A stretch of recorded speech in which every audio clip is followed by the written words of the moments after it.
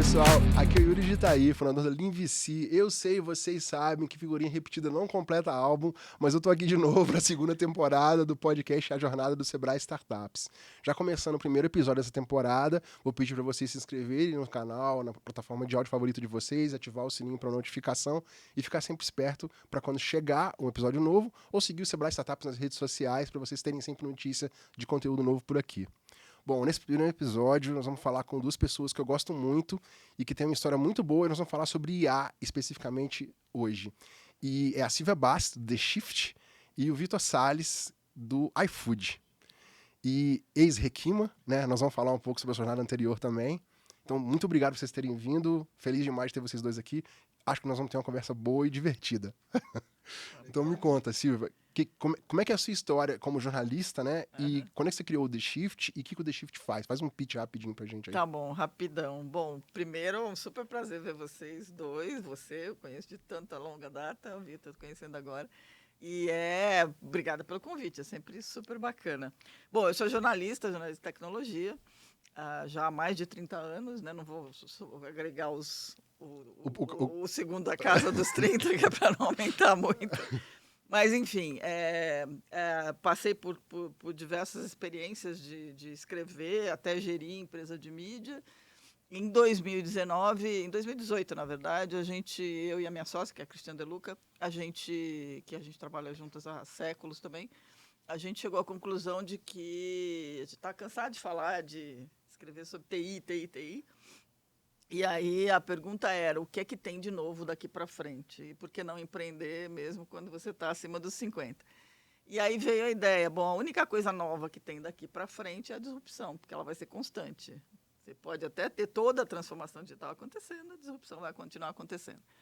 E aí veio a ideia, bom, então a gente vai escrever sobre disrupção e não sobre transformação digital, porque ela vai ser constante e ela se espalha, né? Você não tem só a disrupção tecnológica, mas você tem a disrupção que não precisa ser tecnologia digital, mas pode ser qualquer uma delas. E uma das coisas que a gente percebeu é que tinha excesso de notícia e muito pouca explicação. Então vem a segunda parte da The Shift, que é desenhar o contexto da transformação disruptiva ou das inovações disruptivas para que as pessoas consigam atravessar essa ponte invisível aí, que nem aquele episódio do Indiana Jones, né? Salto de fé. Aquele salto de fé, de entender que do outro lado tem um universo inteiro que precisa ser abraçado. A tese da gente é que as empresas hoje não conseguem fazer transformação digital, não conseguem avançar por falta de entendimento de contexto e por excesso de informação. Então, a ideia era como é que a gente consegue explicar isso tudo. Então, a gente abandonou o hard news e passou por um modelo, que é um modelo mais longo, né, de texto que costuma ser meio longo. E, naquela época, sem dinheiro, a única coisa que dava para fazer era newsletter. E a gente falou, não, newsletter está pegando, vai pegar, vai ser muito bacana, então bora lá.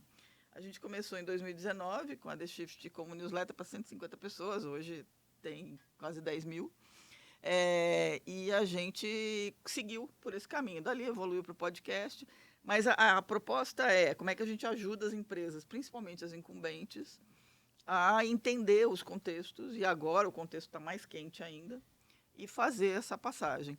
Para a gente, startups são o melhor exemplo possível que você pode dar para uma empresa incumbente, porque ela tem um modelo de pensar diferente, ela tem um jeito diferente de olhar para o mundo, ela larga a mão, ela não tem legado, sorte dela, mas ela também, se ela tivesse, provavelmente ela estaria deixando de lado.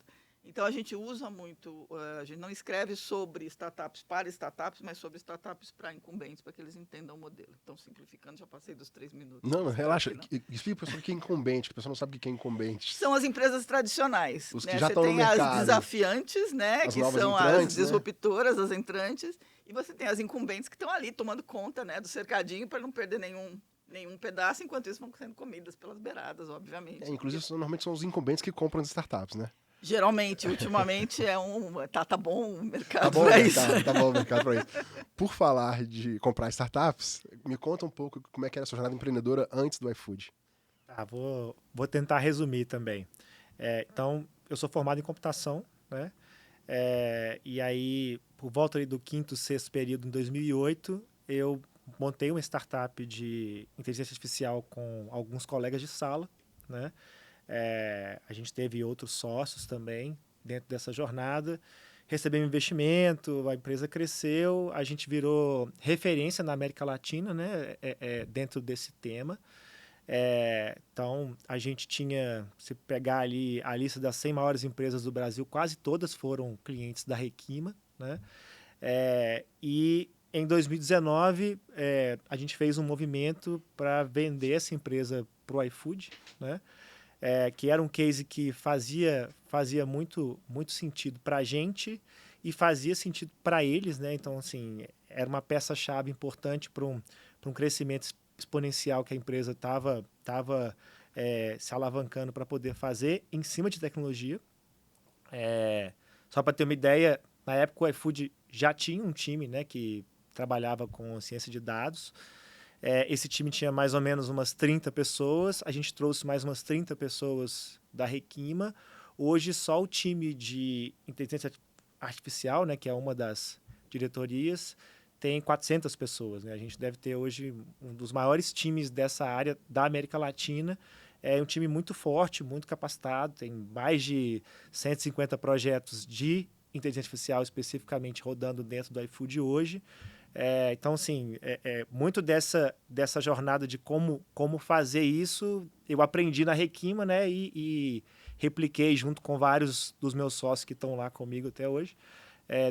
Dentro do iFood junto com o time, né? Então, resumindo bem a história, é isso. Entendi. Vamos falar então sobre o iFood especificamente. Na teoria, olhando de fora, o iFood seria um incumbente, né? Mas o iFood é uma startup que virou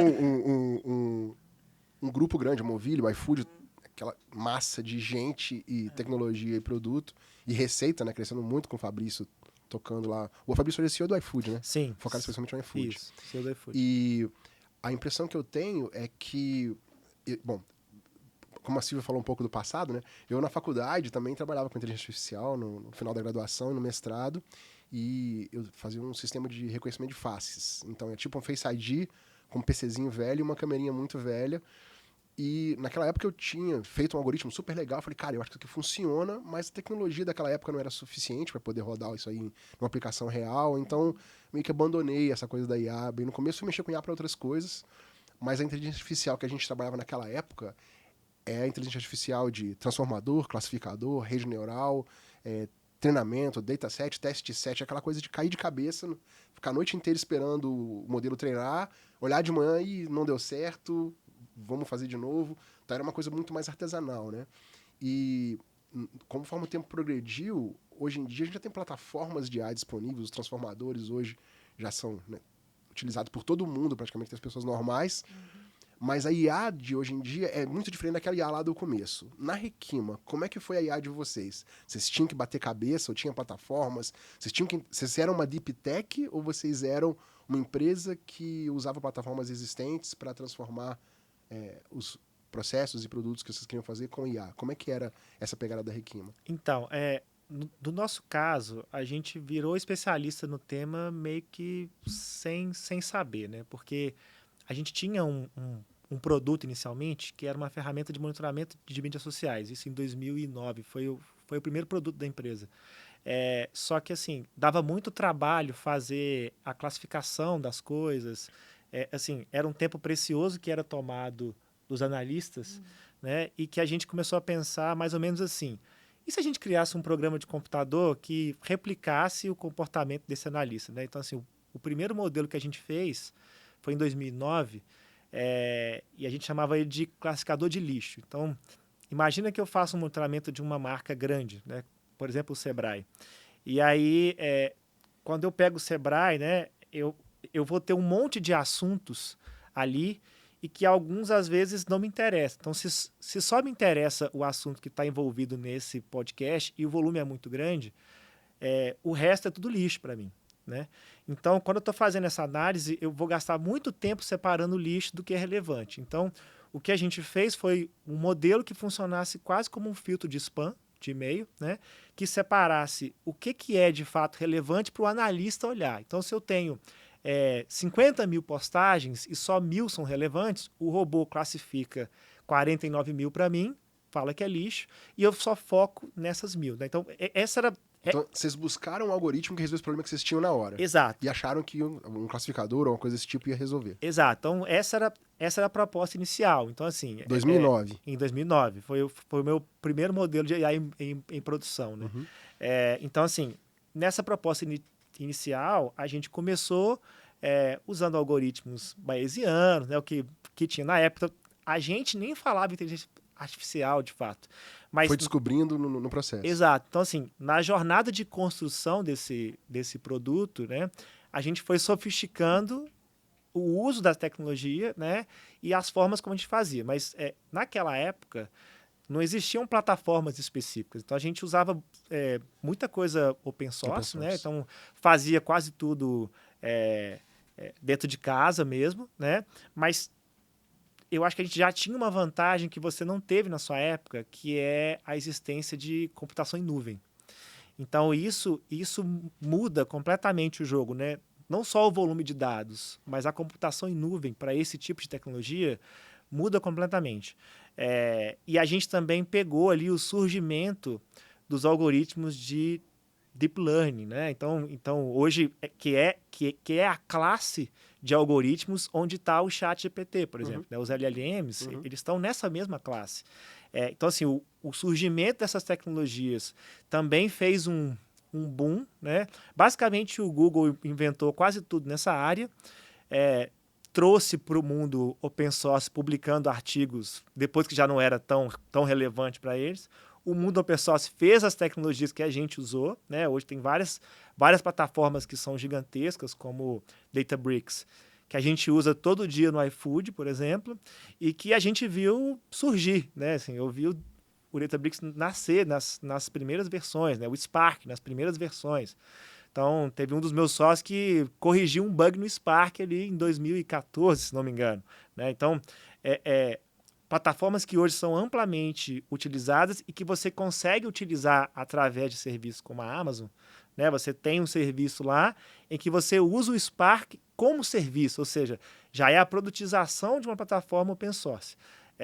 Então, hoje, de fato, está muito mais fácil fazer isso do que na época que a gente começou a fazer, né? Mas respondendo a sua pergunta, para nós foi na unha mesmo. A vantagem disso é que você aprende muitas coisas, né? Especialmente o que não funciona. E a grande desvantagem é que dá muito mais trabalho. Então assim, a gente conseguiu evoluir muito durante esse período, mas, ao mesmo tempo, a capacidade de evolução, tanto de resolução de problemas com essas tecnologias, né, quanto das plataformas hoje, é 10, 20 vezes maior. E outra, você falou 2009 e vendeu em 2019. Então tem 10 anos de história pra gente falar aí. Sim. Daqui a pouquinho. Sim. Deixa eu puxar uma coisa que você falou. Na minha época era mais complicado. Não era só você não ter computação em nuvem, não. Você tinha que conseguir uma máquina emprestada de alguém para poder rodar as coisas. E segundo, não tinha dataset, né? A gente não tinha de onde puxar. Exato. Você fazia análise de sentimento, baixa 50 mil tweets lá e coloca na... Vambora treinar. Exato. No caso, achar, tipo, pegar a câmera, pedir pra moça da universidade, você pode parar um pouquinho para eu tirar 6 fotos suas para eu poder colocar para treinar minha rede neural? Então, realmente, eu tava muito no buraco. Mas então, Silvia, a gente falou sobre um monte de palavras aqui. Eu pego uma LLM, pego um open source. Para quem é empreendedor, para quem é de tecnologia, é muito fácil falar dessas coisas. Como é que é para um cara de uma empresa que está precisando aplicar IA e tá vendo essa onda aparecendo, virar e falar assim, bom, eu entendi o mínimo que eu preciso para saber que eu tenho que instanciar uma LLM, baixar ela aqui, testar alguma coisa. Ensinar GPT para as pessoas hoje é difícil. Então, como é que as empresas estão vendo essa coisa? Como é que o executivo se sente quando vê essas coisas acontecendo no mercado e não entende muito bem? Nossa, tem muito termo. Eu não consigo lembrar de todos. A gente que lida com isso... Fala disso o tempo toda hora, né? Tem que sair dicionário, tem que sair, né, um monte de coisa. Mas eu estava aqui pensando, você começou a fazer quando tudo era mato, né? Vai ser interessante ver daqui uns anos, depois que você contar para as pessoas. Porque no meu tempo, eu cheguei a fazer engenharia na Unicamp. Depois larguei e fazer jornalismo. E eu subi a ladeira para levar os cartões furados para rodar. Nós somos daquela época. Fortran, meu amigo. Então, e aprendi a montar e desmontar computador quando os PCs nasceram. Dada Mas agora você tinha exposição à tecnologia muito cedo. Tinha. Então é mais, justamente você, por isso, é a dona do The Shift, né? Talvez seja essa vocação por fuçar nas coisas, né? Eu queria ser cientista quando era pequena. Mas tirando esse lado, vamos voltar para a tua pergunta, né? Eu acho que a gente está num momento agora muito parecido com quando conheço 20 anos atrás, quando começaram a dizer que transformação digital era fundamental. Então, todo mundo correu atrás. O que era computação em nuvem? Por que eu tenho que aplicar a computação em nuvem? Aí começou aquela coisa, BI, isso e aquilo outro. Né? Você tem uma evolução. E essa evolução sempre traz um monte de siglas e acrônimos e tranqueiras que você precisa encontrar. O que a gente percebe agora, nesse momento, que é a preocupação da The Shift, é o seguinte, tem muita informação, tem muito hype, e as empresas precisam dar a Amy Webb falou uma coisa muito interessante na South by Southwest, agora no começo do ano, que ela diz o seguinte, as pessoas estão tomando decisão sobre IA com medo de ficar para trás. E esse é um grande erro. Porque é a hora que o dinheiro vai correr solto e você vai jogar dinheiro fora, como foi jogar dinheiro fora durante o início da transformação digital. Então, o que a gente sente, assim, as empresas estão começando a perceber que ela precisa dar uma paradinha, é o tal do freio de arrumação, olhar e falar assim, bom, o que é isso tudo? Né? Então, aí entra a The Shift, quando a gente fala assim, entende o contexto primeiro, né? Entende o que está acontecendo, mas a gente percebe algumas coisas. A primeira coisa é que tem essa oportunidade mais barata da experimentação, porque você pegar um chat GPT, pagar lá $20 por mês e pedir para um grupo dentro da empresa fazer um monte de brincadeira com ele, ou puxar uma API, não é uma coisa tão custosa. Então, a situação muda muito de 20 anos para cá. Então, o dinheiro talvez não vá muito, mas quando um CEO maluco, né, ou uma CEO maluca resolve falar assim, não temos que ter IA, e aí você não pergunta nem por quê, a coisa pode correr muito solta. Então, a gente percebe que, primeiro, as empresas estão olhando para o cenário, estão tentando entender, elas estão abertas à experimentação, todas as pesquisas que saem, da IBM, todas as empresas que estão pesquisando sobre o assunto, estão mostrando que existe um grande volume de empresas testando, experimentando. A maioria está em processo de experimentação. Hoje, a gente soltou uma newsletter, a Cris soltou a newsletter de quarta, que é de IA, dedicada a IA, super hardcore, né? Em que ela mostra, por exemplo, dá uma olhada lá, que ela mostra que está nascendo um cargo novo chamado Chief Global de IA Generativa, que é um cargo em que a pessoa, mais ou menos é o seguinte, eu faria uma comparação mal feita, mas talvez a mais interessante para entender, que assim, esse cara hoje, ou essa pessoa hoje, é o equivalente ao CIO quando ele nasceu lá atrás. Não é nem o CTO, é o CIO. O cara está tentando entender onde que a coisa vai se organizar, mas com um status mais global dentro da empresa. Ou seja, não é mais só uma atribuição de TI. Tanto que os descritivos do cargo, eles não exigem que a pessoa seja uma pessoa de tecnologia, por exemplo, que é um dado interessante. Tem cargo novo para GenAI. Tem cargo novo para GenAI, que é o tal do Chief Global of AI, GenAI. Então, a Coca-Cola foi a primeira a fazer, já tem o dela, e tem um monte de empresa grande procurando. Então, o que a gente percebe, basicamente, as empresas estão tentando entender. Tem muita confusão, eu acho que ainda vai ter muita confusão, porque tem um dado, tem um cara que mapeia, ele faz um mapa de todas as empresas de tecnologia de IA, chama MED, o mapa dele, que é Machine Learning, Analytics e o D, acho que eu não vou lembrar o que era agora. O estudo o primeiro mapa, aquele mapa que tem aquele monte de...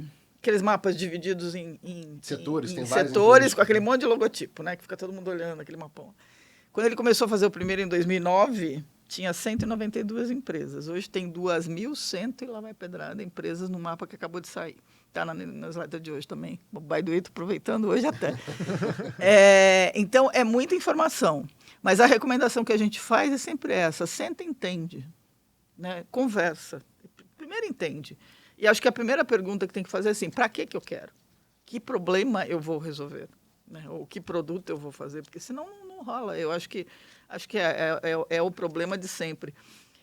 Eu acho que a gente tem, só para completar uma coisa, eu acho que a gente tem um problema aí que é o seguinte. Hoje, de cada 10 empresas, 8 não vão conseguir fazer transformação digital. Não fizeram até agora e com certeza vão ter um problema sério. Esses são dados super recentes. Quando o Clayton Christensen escreveu lá atrás o Dilema do Empreendedor Inovador, ele disse que o risco era de você matar a sua empresa por não entender uma tecnologia. E esse risco continua existindo. As empresas, só que agora o risco está mais sério. Mais rápido. Mais rápido, as mudanças são mais rápidas, daí a Amy Webb dizendo que os ciclos não só ficaram mais curtos, mas também as pessoas tomam decisão por medo de ficar para trás. E aí você tem um problemão. Mas o que a gente percebe é que o letramento digital de quem gere empresas hoje incumbentes é muito baixo. Então, hoje você tem menos de 20% dos boards, por exemplo, das grandes empresas, tem gente que entende do conceito básico das coisas digitais. Eu brinco que é o tipo da pessoa que confunde computação em nuvem com previsão do tempo. Né? Mas é sempre super grosseira a comparação. Mas se tem, eu acredito. Não, tem, né? Agora, pensa só, nós estamos em 2024, falta 6 anos para 2030, e a gente tem um problema sério. O letramento digital dentro de quem gere as empresas ainda é muito baixo. Então, eu diria, vai para a escola, né? Para pensar um pouquinho. Ou coisas do gênero. Vitor, sobre esses 10 anos da história da Requiem, então, com base no que a Silvia falou, vocês entendiam que a jornada da empresa estava levando, nós somos uma empresa de IA, e foram aparecendo projetos, ou vocês estavam pegando várias coisas diferentes e acabaram descobrindo que IA era uma boa solução para tudo? Como é que foi esses 10 anos até a venda para iFood? Legal.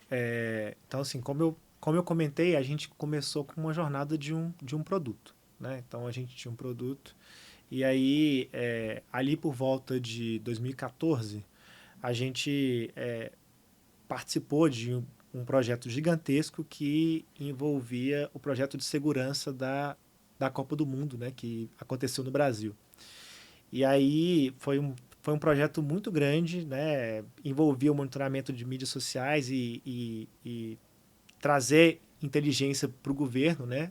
Naquela época a gente criou um modelo que previa as manifestações, né? Então, se vai acontecer uma manifestação, onde ela vai acontecer, qual é o volume de pessoas, o que essas pessoas estão falando, se tem gente que é perigosa nesse movimento ou não, que era um pouco de uma ideia de trazer um viés um pouco mais preditivo para as ações do governo, que no ano anterior, quando teve a Copa das Confederações, foi desastroso porque era apenas reativo. Né? Então, quando as coisas já estavam acontecendo, a polícia aparecia e, como já estava tudo um caos, né? Só virava um caos um pouco maior com a polícia tentando resolver.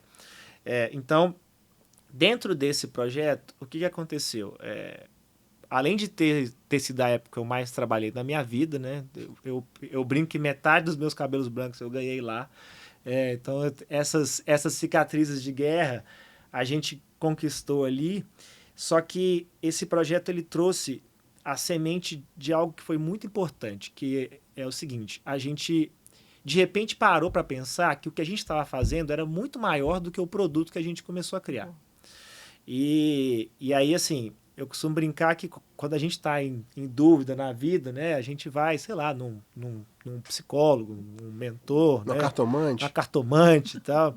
E a empresa contrata uma consultoria, né? Então a gente contratou uma consultoria para nos ajudar, né? Falando assim, olha, eu estou fazendo um negócio aqui que é muito diferente, porque juntei dados da polícia, de previsão do tempo, de mídia social, de um monte de coisa, fazendo inteligência, fiz um modelo para... Então, assim, eram tantas coisas diferentes juntas que nesse processo a gente começou a pensar que talvez a gente estava mexendo com algo novo e não sabia. Então, durante essa descoberta, né, foi que a gente parou para pensar e falou assim, olha, o que vocês estão fazendo e que vocês viraram especialistas é a tecnologia da nossa geração. Então, vocês viraram especialistas em ciência de dados, né? Então, tem aí um pano de fundo com inteligência artificial, que é uma tecnologia que está surgindo, que está em voga, que é tendência do gasto em tudo. E, aparentemente, poucas pessoas no mundo sabem fazer isso e vocês sabem fazer muito bem, né? Já tem vários cases internos.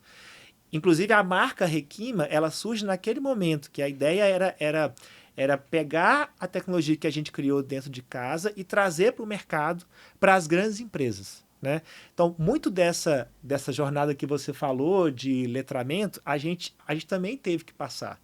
Então, no processo de construção de solução para as grandes empresas, a gente tinha, né, uma parte consultiva muito forte. Por quê? Porque a gente sabia que, muitas vezes, os principais desafios não estavam em dominar a tecnologia, estavam em convencer os CEOs, em escolher os problemas corretos, em conseguir furar as barreiras internas que as empresas tinham, né? Então, eu costumo dizer que a cultura é uma das partes que mais prejudicava a aplicação, né? Porque a gente já tinha uma experiência e a gente, assim, parte dessa segunda jornada da Requima ali entre 2014 a 2018, a gente queria provar que era possível. Então a gente fez cases em quase todos os segmentos, né? Aviação, varejo, banco, educação. Então a gente foi fazendo cases em muitos segmentos diferentes, porque a gente queria provar a tese de que era uma tecnologia transversal, que se aplicava a quase tudo, né? E eu brincava com os meus clientes, que era mais ou menos o seguinte: falei assim, olha, isso aqui é como se fosse um motor a combustão. Então, o motor a combustão, se eu coloco num automóvel, eu faço o carro andar. Se eu coloco num avião, eu faço o avião voar. Se eu pego e coloco numa bomba hidráulica, eu tiro água do chão. Então, na prática, você entender quais são os problemas que podem ser potencializados por essa tecnologia é uma parte importante da jornada, mas a outra parte é como que eu consigo amarrar todas as pontas dentro da empresa para que isso seja possível internamente. Então, muito da nossa jornada ali, nesses anos que eu citei, tinha a ver com isso. E aí você acaba esbarrando, quando você tem uma grande empresa, né, a cultura que às vezes o CEO não tem o menor interesse, às vezes ele tem uma expectativa completamente diferente da realidade, você precisa ajustar, mas o fato é que, assim, várias vezes a gente fez isso, que é quando você acerta no ponto, que é ali o ponto importante, que está maduro, que pode ser resolvido com essa tecnologia, aí você tem um retorno de 1000 vezes, né? Então, assim, já teve alguns projetos que a gente fez, teve um especificamente que a gente fez para siderurgia, que o projeto piloto custava mais ou menos uns 300 mil reais, e aí a gente fez, provou que era possível, e a expectativa de retorno desse projeto era de 80 milhões de reais. Então, assim, quando você faz isso consistentemente em várias áreas da empresa, é aí que você destrói os concorrentes. Porque se o concorrente não está olhando para isso e você começa a ter retornos desse tipo, produtividade, eficiência no core do seu negócio, depois de 4, 5 anos, seu concorrente está muito para trás. Então, a gente já consegue ver isso em muitas empresas que usam essa tecnologia com consciência hoje, né? E nos próximos 10, 20 anos só vai aumentar a velocidade, sabe? Acho que você arrumou um cara para chamar no podcast do The Shift para falar sobre letramento de executivo. Nossa, já vai direto. Então, eu tô aqui babando. Aqui. Me conta uma coisa. Olhando pro Vitor falando essas coisas, né? Eu fico imaginando como é que é para você, naquela época, vender um projeto para uma empresa, o tempo que deveria levar para você conseguir convencer o cara a falar com você, entender o problema. Então, meio que você tinha uma startup no começo que você pensou um produto, mas depois você mesmo que virou uma agência, uma empresa de consultoria em projeto de IA, porque era muito pouco repetível, né? Você tinha que entender cada um, então virou um negócio bem complexo de levar, em que as técnicas de startup talvez não funcionassem tão bem. Mas, puxando para Silva, eu queria falar um pouquinho sobre o iFood. Eu vou também pegar na parte de levantar capital que vocês fizeram e da venda, mas eu queria perguntar para a Silvia, fazer uma maldade com a Silvia. Eita. O que você acha que o iFood usa IA para trabalhar? Pensa aí. Imagina que o cara falou que tem 400 pessoas numa área. Nossa, um pouco eu até sei, mas eu acho que você tem.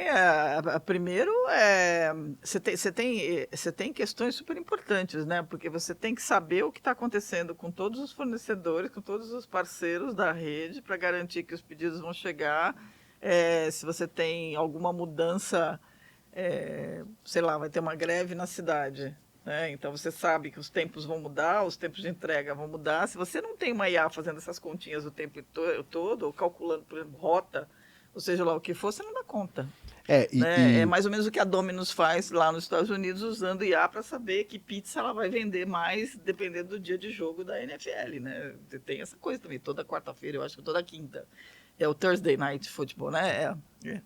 E Monday Night Football, também tem esse. Mas eu acho que o princípio vai por aí. Mas eu diria que eu estou só arranhando a superfície. Eu imagino que vocês têm muito mais coisas. Eu tô te perguntando isso porque jornalista sempre sabe tudo, né? A Eu gente acho legal sabe, demais uma isso. parte a gente sabe, Eu acho mas legal quando demais você isso. começa a ter uma empresa que está imaginando trabalhar com drone, que está imaginando trabalhar com diferentes modelos de entrega, que está trabalhando com diferentes conceitos de dark kitchen, com dark warehouse, com não sei o quê, você, no mínimo, você precisa ter uma inteligência digital que ajude quem está gerindo a empresa a cruzar essas informações todas, né? Imagino. Eu vou chutar, que eu não sei, que eu nunca falei com o Vitor sobre isso especificamente, não sei nem o que ele pode falar também, porque, né, segredos internos do iFood, mas eu vou chutar que você deve ter um monte de processinho independente regulando processos diferentes ao mesmo tempo. É assim que funciona?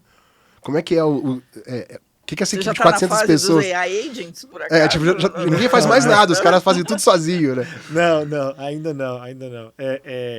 Bom, como eu falei, a gente tem muitos projetos internos, né? E na prática, dentro da nossa jornada, a gente vai tentando aplicar, trazendo resultado, assim, dentro de um mindset muito racional e muito focado, né? Eu acho que um dos grandes desafios do iFood é que, quando você está numa empresa assim, o terreno é muito fértil. Então, você fica tentado a fazer um monte de coisas. Então, assim, ter a disciplina, e eu acho que isso na cultura da empresa é muito importante, porque o iFood é muito organizado nisso, né? A gente faz o planejamento estratégico, e aí é traçado um foco, e você não pode fugir daquele foco. Então, assim, é para lá que a gente vai. E aí todo o resto é uma conversa que a gente vai ter daqui a 6 meses, se Vai for discutir ter, o que aconteceu. aí vai discutir de novo e tal. Então, isso querendo ou não, ajuda muito, porque você foca os esforços todos para um lado, né? Então, acaba que dentro dessa jornada de construção do app e de oferecer o serviço, né? Quando você faz um pedido do iFood, quase que uns 100 modelos são ativados, Eu né? imagino que sim. Dentro desse processo. Então, assim, tem muita coisa em logística, como você falou, muita coisa mesmo, desde simuladores para poder olhar rota, etc. Né? Então, assim, a gente tem o nosso próprio, porque os que tem no mercado, né? Então, assim, o Google Maps... Você não usa o Waze para poder determinar o que o motoqueiro vai fazer. Exatamente. Para o que a gente faz, o nosso é muito mais eficiente, né? Então a gente tem um próprio para isso. Tem muita coisa na parte de marketing, né? Então, assim, como é que a gente engaja com os nossos usuários? Como é que eu mando uma notificação, uma mensagem... Promoção, Clube iFood... Promoção no momento certo, né? Com o prato que mais interessa, né? Então, muita coisa de recomendação. Então, como é que eu coloco no app, né? As categorias do iFood, como é que eu faço o ranking de restaurantes, como é que eu misturo isso com verbas de terceiros, né, com ads. Então, assim, a indústria hoje investe no iFood para poder fazer propaganda dentro do iFood. Então, tem a parte de busca, né? Então, assim, tem 7 a 10 modelos ali, mais ou menos, só para tratar a parte de busca, né? Então, como é que eu faço o autocomplete? Como é que eu faço... como é que eu entendo o contexto que esse usuário está para eu conseguir oferecer uma resposta boa e rápida, né? Como é que eu faço recomendação dentro da busca? Então, tem uma série de setores que a gente ataca muito pensando assim, qual que é o projeto que eu preciso fazer agora para gerar o maior impacto que a gente precisa agora, né? E, ao mesmo tempo, o que eu tenho que investir, né? A gente tem uma lógica de jet skis lá, então, assim, onde é que eu tenho que investir das tecnologias do futuro que podem trazer a próxima alavanca de crescimento, né? Então, nessa parte de AI generativa, a gente tem muita coisa lá, né? Então, assim, desde projetos internos que a gente está testando para tentar fazer coisas diferentes, né? Então, tem um projeto interessante que chama Garçom, né? A minha irmã, por exemplo, reclama do iFood sobre esse problema. Ela fala que abre o app e não sabe o que pedir, né? Então, a gente está criando uma inteligência que é para funcionar como se fosse um garçom, é um bot conversacional dentro do app para te sugerir coisas, né? Então, assim, o que você deveria pedir ou fazer, etc. Tem a parte de fraude, que é muito grande também, né? Então, o iFood, como é uma empresa grande, ele é muito atacado, né, virtualmente. E uma empresa que faz uma entrega muito rápida, né? Então, assim, a gente às vezes pensa, no e-commerce, né, que entrega muito rápido, se entrega em um dia, né? A gente entrega em 15 minutos, né, em 30 minutos. Então, assim, é muito rápido. Então, assim, uma empresa desse tipo, às vezes é muito atacada porque é um lugar bom para um fraudador tentar esquentar um cartão de crédito roubado. Então, a gente tem que ser muito bom em conseguir impedir esse tipo de coisa, né? E aí a gente tem uma área específica, né? Parte dessas 400 pessoas que eu falei estão ali focadas só nessa área para poder fazer antifraude. Então, assim, tem várias áreas que a gente hoje aplica, né? Eu poderia ficar falando aqui mais muitas, mas assim, eu acho que o ponto-chave é entender, né, qual que é o problema que vai gerar o maior impacto agora, né? E que a gente está pronto para resolver. Porque tem muita coisa que envolve plataforma, né? A gente usava plataforma na Requima, não era só... não dava para conseguir ter a escala que a gente chegou só fazendo projetos, cada um novo, né? De um novo jeito. Então, assim, muita coisa você precisa olhar, né? O que é viável, o que geralmente faz sentido para o negócio agora e que a gente está pronto para fazer, né? E aí você vai empilhando modelos em cima desses problemas e mantendo eles. Eu queria tirar duas coisas antes de puxar uma pergunta para a Silvia. A primeira coisa é que qualquer pessoa que fala, eu não entendo muito de inteligência artificial, não sei como é que funciona IA, eu não entendo direito. Se você usa iFood, você já é um usuário de inteligência artificial. Muito. Cada vez que você clica numa coisa diferente ali, você está fazendo isso. Muito. E a segunda coisa é que, da forma que você explica, é muito interessante ver a diferença de perspectiva que você devia ter como founder da Requima e como você tem agora como head do iFood mexendo com IA. Quer dizer, você via, se eu tenho um produto, olha quanta solução que eu posso trazer para você. Agora você inverteu completamente o seu skill, que é, cara, esquece a tecnologia, esquece o produto, esquece o que eu estou usando, eu preciso gerar resultado para a empresa, eu preciso ser mais eficiente na operação. Você acha que se você fosse montar uma startup agora, com base na experiência que você ganhou, você teria uma cabeça diferente? Ou seja, trabalhar depois de uma venda para uma corporação. É um founder que fez uma venda. Trabalhou nessa corporação por 2 anos, 3 anos, por exemplo, no seu loquinho lá, e se aprendeu um monte de coisa do ponto de vista contrário do negócio, do outro lado da mesa, né? Você acha que você é um founder melhor por causa disso? Com certeza, com certeza. Tem uma coisa que eu brinco, né? Assim, o iFood foi a minha primeira carteira assinada, né? Porque eu saí da faculdade, fundei uma empresa, trabalhei nela até vender essa empresa e eu fui ter a minha primeira carteira assinada de fato quando eu entrei para o iFood, né? Dia 2 de janeiro de 2020. Então, eu acho que essa experiência que eu tenho hoje, né, de ser funcionário dentro de uma empresa muito grande e pulsante, me faz ver vários problemas que eu tive como empreendedor, né, sob uma ótica diferente. E especialmente entender algumas coisas, quando elas escalam, os problemas eles ganham uma outra ótica, né? Uma proporção completamente diferente. É completamente diferente você liderar uma startup com 40, 50 pessoas ou liderar uma empresa como a iFood, que hoje tem quase 6 mil pessoas. Então, assim, várias coisas em termos de cultura e governança que eu vislumbrei implementar na Requima, a gente implementou muito rápido no iFood, né? Então, tem uma parte específica que é o seguinte, muito do que a gente trouxe da Requima para o iFood, né, tem a ver com o como fazer, né? Então, assim, como contratar um especialista dessa área, como treinar um especialista dessa área, como reter um especialista dessa área, como criar a cultura que vai fazer com que essas pessoas se engajem aqui, né? Então, essa máquina, que foi uma máquina que a gente criou na Requima, né, ela foi... como é que fala? É o ativo que o iFood não tinha e que Exato, comprou. exato. Então, assim, ela foi incorporada pelo iFood e a gente colocou gasolina, né?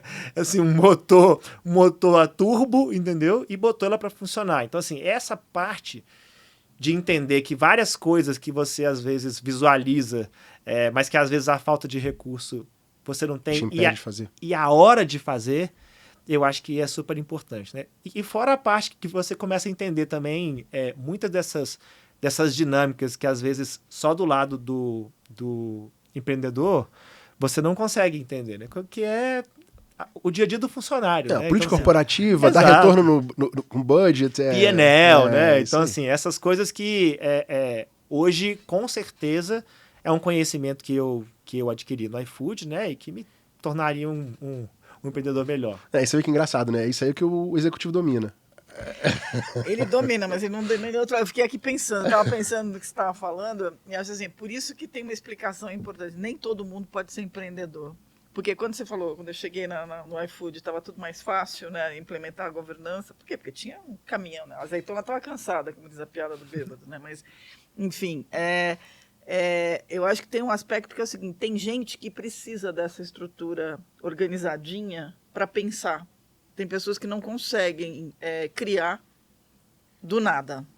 E tem a Requima, né? Que, assim, sem saber que era complicado, vocês foram lá e fizeram. Sem saber que estavam inventando a IA, vocês foram lá e inventaram, né? De repente, tem uma hora que você descobriu que eu estou com a tecnologia na mão. Eu acho que isso é interessante. Quando eu olho para a diferença, tem gente no mercado corporativo tradicional que não serve para empreender. E aí esse é um grande problema nas empresas. Elas precisam insuflar. A gente fala esse de espírito intraempreendedorismo. inovador. Isso, mas É uma jornada antiga, né? Você falou um negócio engraçado. A gente não sabia que era impossível, foi lá e sem fez, saber né? fazer que era aquele impossível, foi lá e fez. E tem um monte de gente que fala que tem muito empreendedor que não sabia que era impossível, foi lá e soube. Também tem essa. Bom, mas vamos falar um pouquinho de investimento. No The Shift eu sempre leio, sempre tem uma onda nova dizendo, olha, a expectativa dos venture capitals para a inteligência artificial. Durante 2023, né, o cara falava que tinha empresa de IA, investimento, estava todo mundo olhando, era muito mais fácil conseguir, e virou meio que obrigatório para toda startup falar que tinha uma coisa a ver com IA. Como é que vocês viram pelo The Shift essa tendência de investimento em relação a 2023 e 2024, com o surgimento do GPT e toda essa democratização de IA? Como é que vocês perceberam essa ganância ou ambição dos investidores por IA? A gente está falando muito disso ultimamente, tem olhado muito para isso, né? Porque isso virou um ponto de referência interessante. Eu estava vendo ontem um relatório grande lá do Silicon Valley Bank que saiu sobre aquele bienal que eles fazem. Saiu agora, a gente deu ontem até. E eles estavam comentando, no ano passado, 1 em cada 4 fundos que captaram e fecharam para começar a investir era focado em IA. Então, você está falando aí de 25% dos fundos que captaram dinheiro no ano passado para começar a investir, esse dinheiro vai entrar esse ano, estavam focados em IA. É bastante dinheiro, né? Levando em conta que eles estão fazendo uma análise bem interessante sobre os VCs para 2024, que eles acreditam que o mercado vai encolher bastante, né? Os LPs não estão tão felizes, né? Não estão querendo investir muito, então tem um mercado aí. Agora, a IA é esse negócio que está fazendo brilhar os olhos, né? Vai lá olhar o valor das ações da NVIDIA e pronto, preciso investir em IA, né? O fato de que os IPOs aqueceram agora, principalmente com o IPO do Reddit e outras coisas também, é uma mudança importante. O que a gente está vendo hoje é uma discussão do que é realmente... o quanto custa fazer uma empresa, uma startup de IA, né? E o que é uma startup de IA, e o que é uma startup que só usa IA, e o que é uma startup IA pura, digamos assim, né? Então, você tem alguns flavors nessa história, alguns sabores, né? As gradações. Eu acho assim, a gente vai ter um movimento, não adianta, não vão nascer tantas OpenAI assim, não vão nascer tantas dessas startups, né? Por quê? Porque é um dinheirão para você fazer. E aí você vai ter, daqui para frente, a minha preocupação é que a gente vai voltar de novo para a concentração.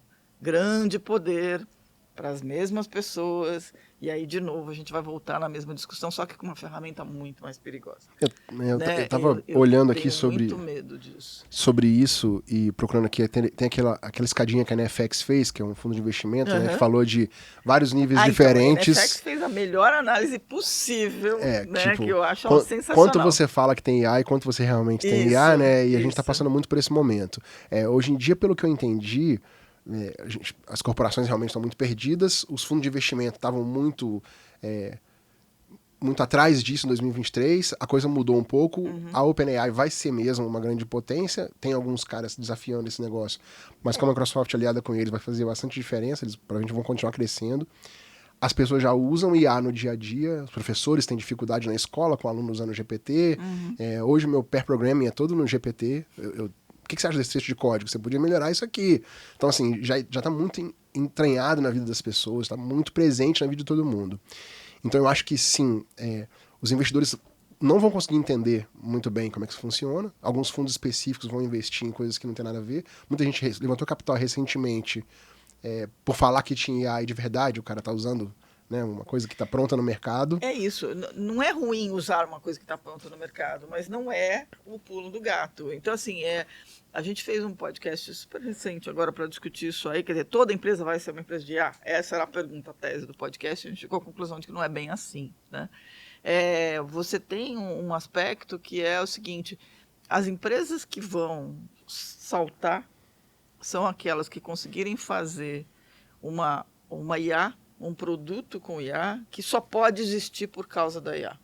Né? É aquela coisa de como é que eu pude viver sem isso até hoje. Né? É aquele produto que vai fazer, é um chat GPT. Não precisa ser um chat GPT, mas o salto está ali, que é aquela Pure AI Company, né? Aquela que conseguiu enxergar.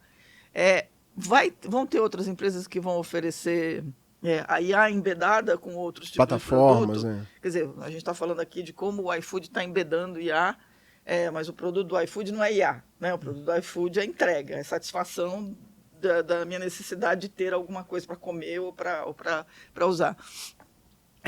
Então, a IA como meio, né? como forma de resolver um problema.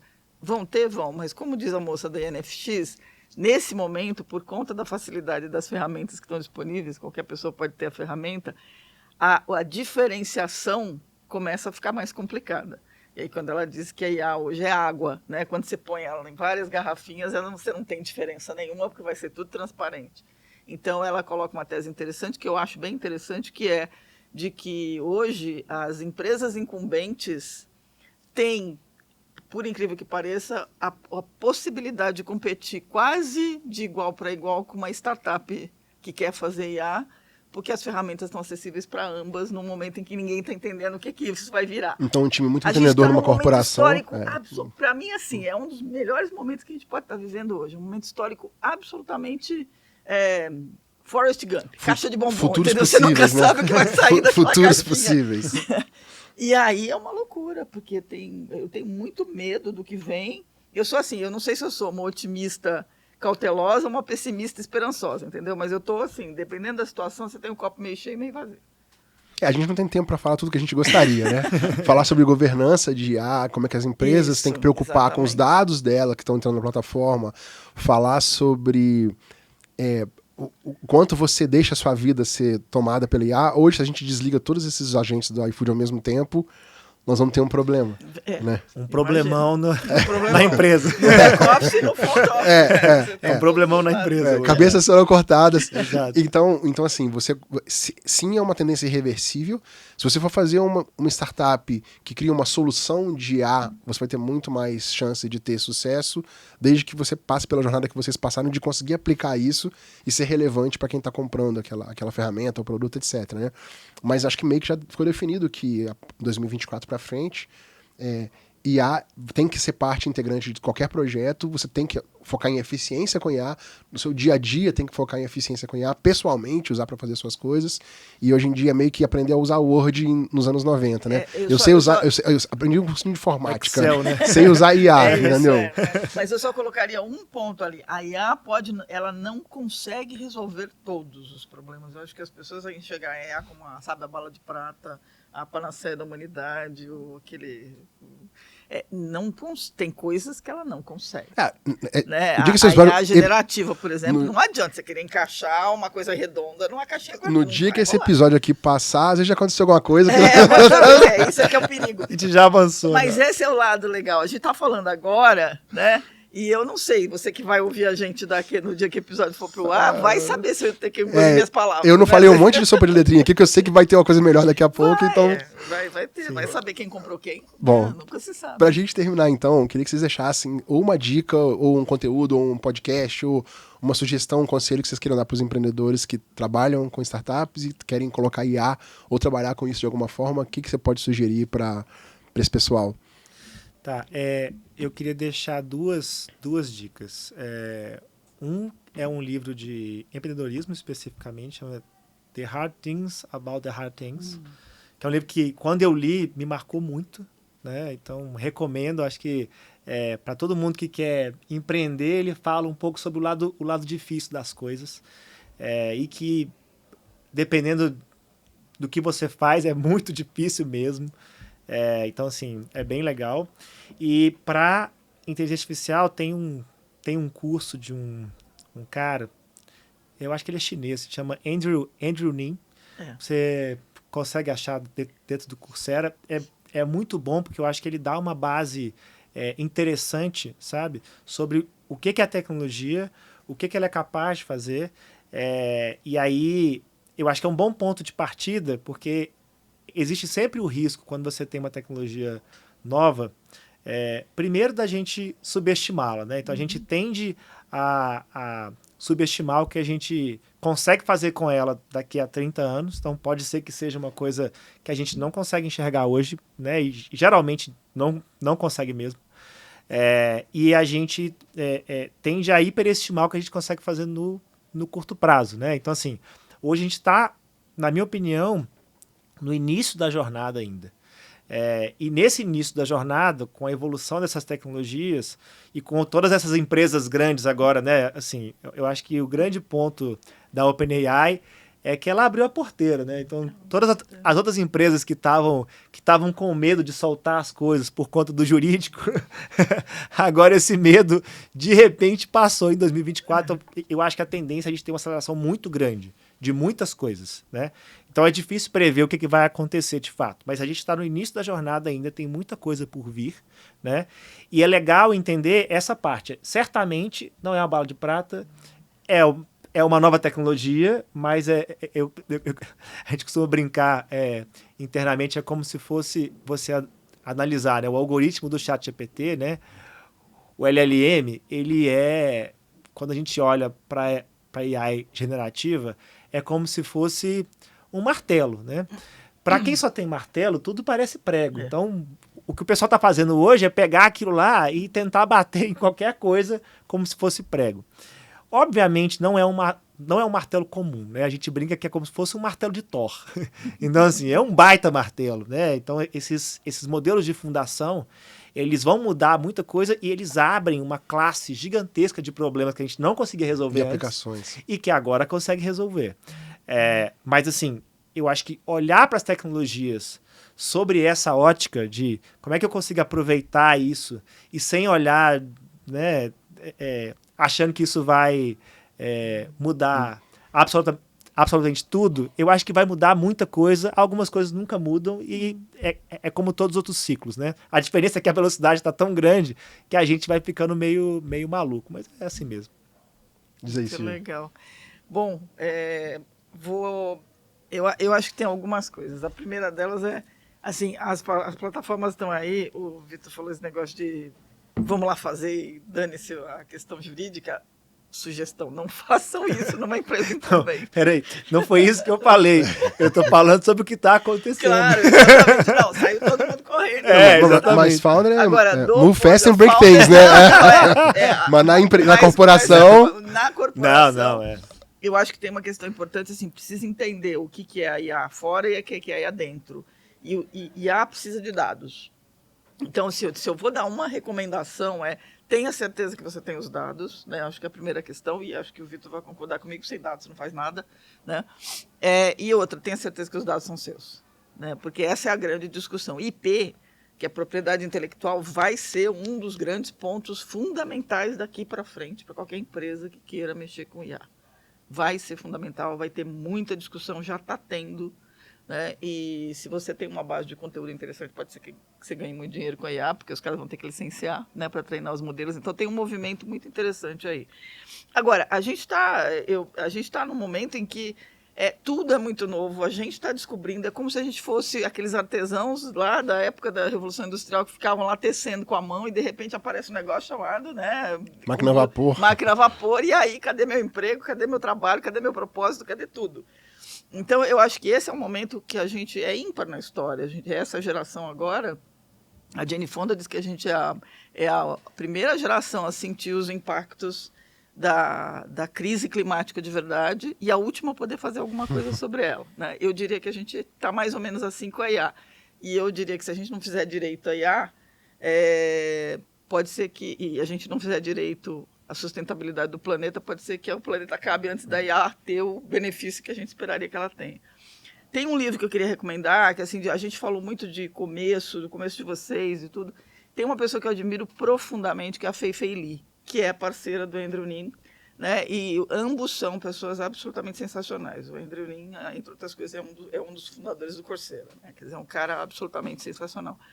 E ela tem um livro que ela lançou ano passado, que é The Words I See, Curiosity, Exploration and Discovery no início da IA, que ela conta a história dela, que ela é uma chinesa, né? Ela conta a relação dela com a mãe e como ela foi parar nesse mundo. Essa mulher é uma sumidade, talvez seja uma das maiores do mercado. Ela lidera o RAI, que é aquele laboratório de Stanford voltado para a pesquisa de IA.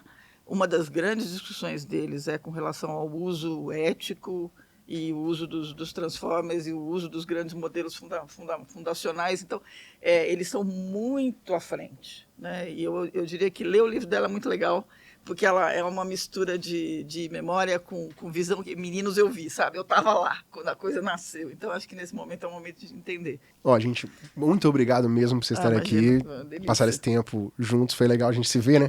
Pessoalmente, não ficar levantando mãozinha em call de internet.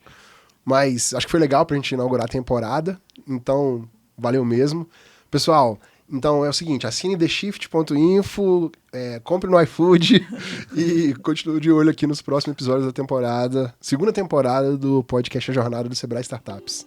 Até a próxima.